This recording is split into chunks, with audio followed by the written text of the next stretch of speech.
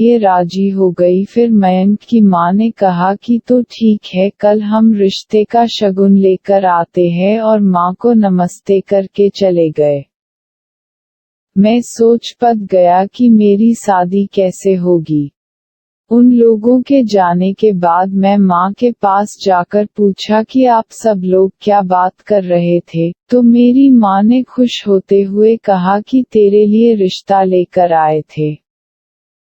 अब तेरी जल्दी ही शादी कर देंगे। उन्हें तुम्हारे बारे में सब पता है, उन्हें इन बातों से कोई परेशानी नहीं है, इसलिए कल तैयार हो जाना, हमें उनके घर रिश्ते की बात करने के लिए जाना है। मैंने कहा कि मयंक तो लड़कों को ज्यादा पसंद भी नहीं करती है, वो भला मुझसे शादी क्यों करना चाहेगी। इस पर मेरी माँ ने कहा कि उन लोगों ने कहा कि वे लोग तुझे बहुत पसंद करते हैं। मेरी माँ समझ गई कि मैं ये शादी नहीं करना चाहता हूँ, इसलिए मेरी माँ ने कहा कि अगर तुम मयंक से शादी नहीं करोगे तो तुम्हारी शादी एक लड़के से करनी पड़ेगी। अब सोच लो कि तुम्हें किससे शादी करनी है, मयंक से या किसी लड़के से। फिर मेरी माँ यह कहकर वह से चली गई। अब मैं उलझन में पड़ गया। अगर मैं मयंक से शादी नहीं करूँ तो एक लड़के से शादी करनी पड़ेगी, जो कि मुझे बिल्कुल भी गवारा नहीं था, इसलिए मैंने मयंक से शादी करना ही भला समझा।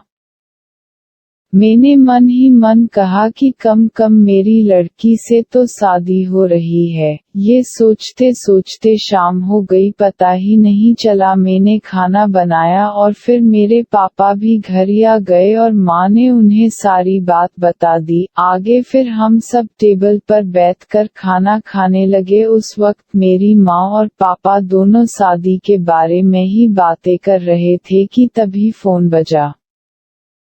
मेरे पापा ने फोन उठाया और बात करने लगे। फिर वो बाहर जाकर बात करने लगे। मुझे नहीं पता था कि वो फोन ने किसका है। फिर मेरी माँ को इशारा करके अपने पास बुलाया। लगभग 1 घंटे तक बात करने के बाद वो टेबल पर वापस आकर खाना खाने लगे। मैंने पूछा कि क्या हुआ, किसी ने जवाब नहीं दिया और कहा कि खाना खाकर जल्दी सो जाओ, सुबह जल्दी उठना है। मुझे लगा कि सुबह जल्दी उठकर रिश्ता लेकर जाना है, इसलिए वो मुझे ऐसा कह रहे हैं तो मेन रूम में जाकर सो गया। अगली सुबह मैं जागा, सब नॉर्मल ही था। माँ घर की सफाई कर रही थी, पापा सामान ठीक कर रहे थे। मैंने उन दोनों से कहा कि हमें अभी रिश्ते की बात करने जाना है और आप घर की साफ सफाई कर रहे हैं। वो दोनों थोड़ी देर चुप रहे। फिर मेरी माँ ने कहा कि हम रिश्ता लेकर नहीं जा रहे हैं, वो रिश्ता लेकर आ रहे हैं। आगे मेरी माँ ने कहा कि उनकी एक शर्त है कि तुम्हें शादी दुल्हन बनकर करनी होगी। शादी के बाद तो तुम जैसे चाहो वैसे रह सकते हो, और अभी जब हम तुम्हारे घर रिश्ता लेकर आएंगे तो तुम्हें एक लड़की की तरह हमारे लिए चाय बनाकर लाओगी, साथ ही एक सुंदर लड़की की ही तरह साज संवर कर हमारा स्वागत करोगी। और फिर मेरी माँ ने एक बॉक्स देते हुए कहा कि तुम्हें ये कपड़े पहनकर ही रिश्ते की बात करनी है।